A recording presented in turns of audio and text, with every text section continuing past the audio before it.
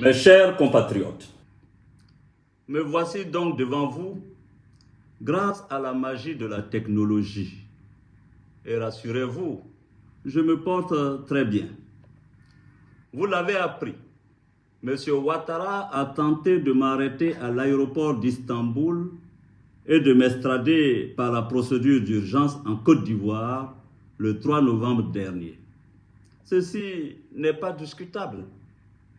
Depuis ces 5 longues années, son obsession forcenée à me mettre aux arrêts ne s'est jamais flétrie. Pis, elle s'est aggravée.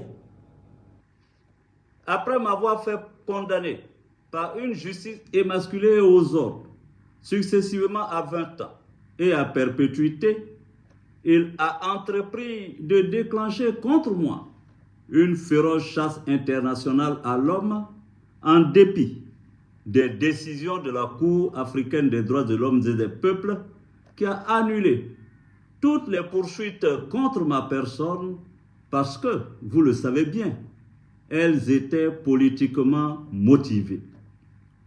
Sachez-le, dans cette affaire, il ne s'est jamais agi de justice, mais plutôt de perfidie.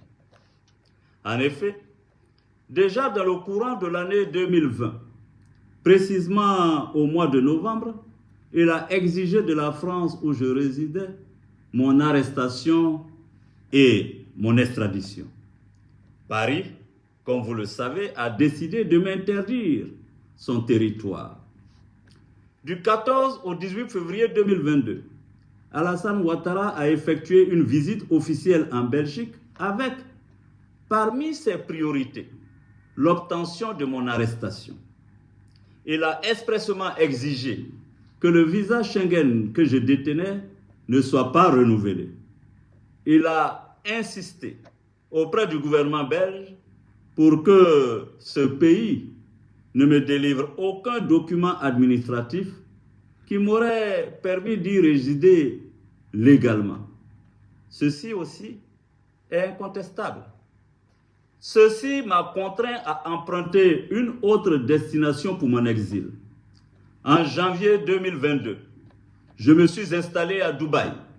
Le 23 décembre 2022, de la même année, recevant les lettres de créance de l'ambassadeur des Émirats arabes unis, il a profité pour réclamer mon arrestation et mon extradition en Côte d'Ivoire.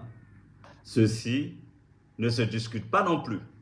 Informé, j'ai dû me résoudre, la mort dans l'âme, à nouveau, à prendre le pénible chemin de l'exil, m'enfonçant toujours plus loin dans les confins du continent asiatique. Chers compatriotes, la dernière tentative d'arrestation opérée à Istanbul démontre, si besoin en était, que le seul lieu de repos paisible que M. Ouattara me réserve est bien le cimetière. Est-ce le lieu auquel l'on doit destiner son bienfaiteur? Celui qu'on affublait hier encore c'est mon fils? Non. Je revendique le droit légitime à la vie et je n'irai pas plus loin dans mon exil. Je refuse d'être un fugitif, d'autant plus que, devant Dieu et les hommes, je ne suis coupable d'aucun forfait qui mériterait un tel châtiment. C'est pourquoi j'annonce, ici et maintenant, que je mets fin à mon exil. Car il m'est pénible de vivre loin de ma terre ancestrale et natale d'Afrique. Je veux vivre dans la quiétude avec ma famille, mes proches et ceux que je chéris le plus.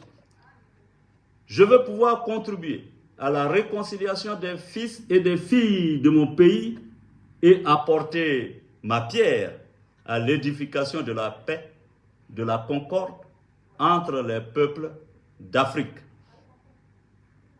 Vive la Côte d'Ivoire, je vous remercie.